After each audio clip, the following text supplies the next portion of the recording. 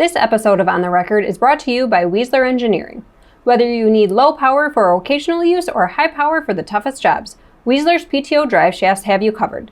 To learn more or to find the right PTO for you, visit www.weisler.com. I'm Executive Editor Kim Schmidt. Welcome to On the Record. Here's a look at what's currently impacting the ag equipment industry.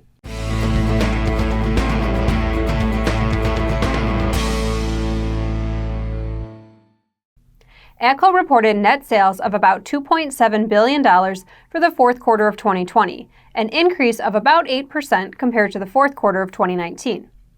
For the full year, net sales in 2020 were approximately $9.1 billion, an increase of about 1% compared to 2019. On a regional basis, North America was the only region where AGCO's net sales in the fourth quarter were down, but were flat for the year. For the quarter, North American sales were down 10%. In South America, AGCO's fourth quarter sales were up 21% and up nearly 9% for the full year. Europe and Middle East quarterly net sales were up about 14% for the fourth quarter and flat for the year. Net sales in Asia Pacific Africa were up 2% for both the quarter and the full year. Looking ahead, AGCO is forecasting 2021 net sales to be in the range of $10.2 to $10.4 billion. This week's dealer on the move is Service Equipment. The Canadian John Deere Dealership Group announced it will be combining its Red Deer and Olds, Alberta locations into a new 44,000 square foot facility near Penhold, Alberta. The new facility is anticipated to be in service in early 2022.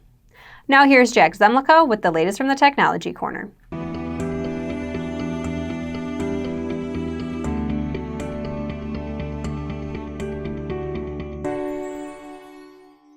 Thanks, Kim.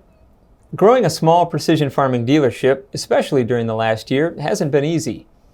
But the pandemic aside, the ability for ownership of a one-store or single-digit employee operation to expand its business is a challenge. From anticipating opportunities to adapting to change, the flexibility that small precision businesses tend to enjoy can also be a limiting factor without the right structure and foresight.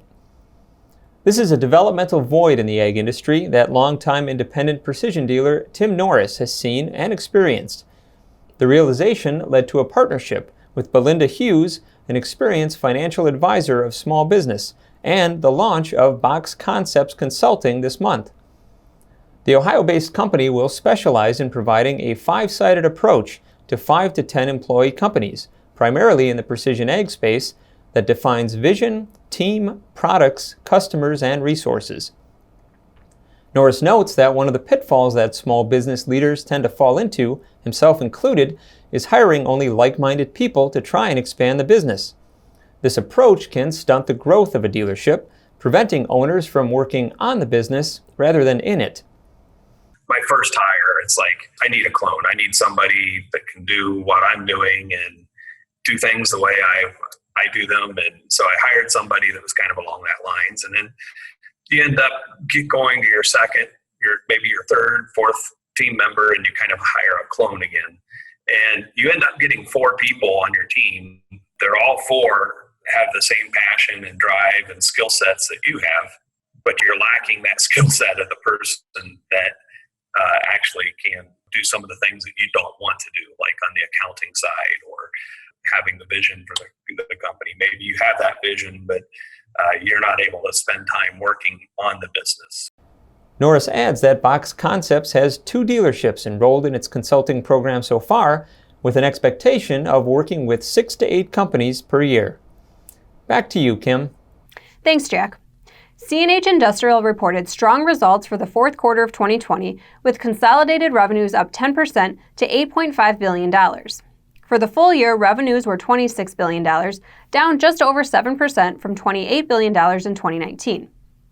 Ag equipment revenue for the quarter came in at $3.4 billion, up 16% compared to the fourth quarter of 2019.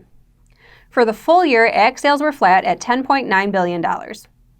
Agriculture equipment demand was up in most regions. In North America, tractor demand was up 27% for tractors under 140 horsepower and up 17% for tractors over 140 horsepower. Combines were down 1%.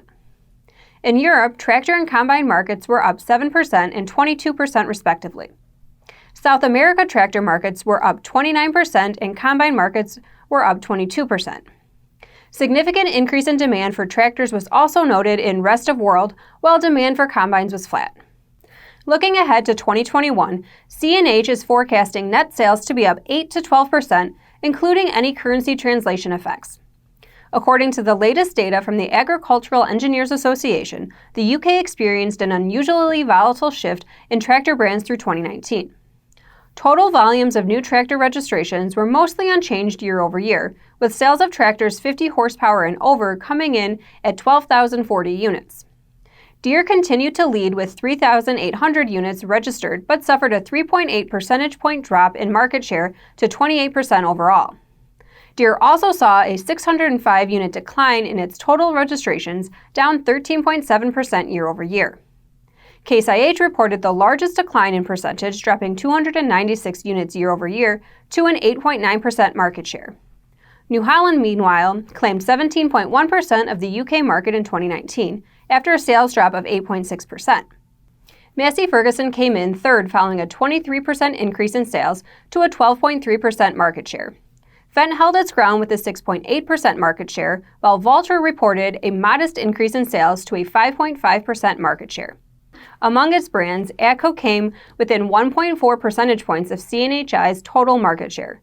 Claas reported the largest increase in competitive performance in the UK in 2019, registering an additional 250 units for a 5.7% market share. Shortline manufacturer Artsway reported net sales of $22.4 million for the 2020 fiscal year, a 2% drop from 2019. The agricultural products segment's net sales for 2020 were $13.1 million, down about 3% from $13.5 million during 2019.